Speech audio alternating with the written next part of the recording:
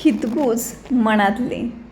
आपल्या आयुष्यातील गैरसमजुतीचा एक क्षण आपल्यासाठी खूपच धोकादायक ठरू शकतो, कारण तो आपण एका मिनिटात एकत्र अनुभवलेल्या 100 सुखद क्षणांचा सहज विसर पडू शकतो. म्हणूनच गैरसमज टाळा.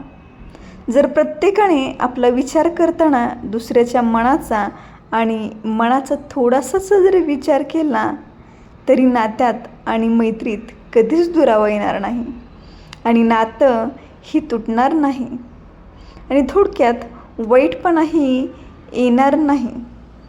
म्हणूनच आपल्या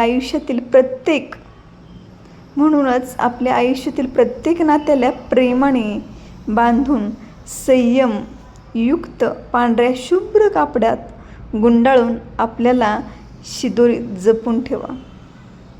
कारण कोणतं नाते कोणत्या वेळी उपयोगी पडेल हे कधीच कोणाला सांगता येत नसतं.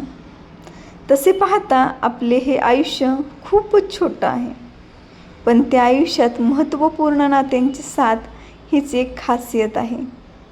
त्यामुळेच नात्यांची खट्टी मिट्टी भेळच जीवनाच्या प्रत्येक वळणावर आपल्याला प्रेरणा देत राहते आणि जीवन जगायला शिकवते.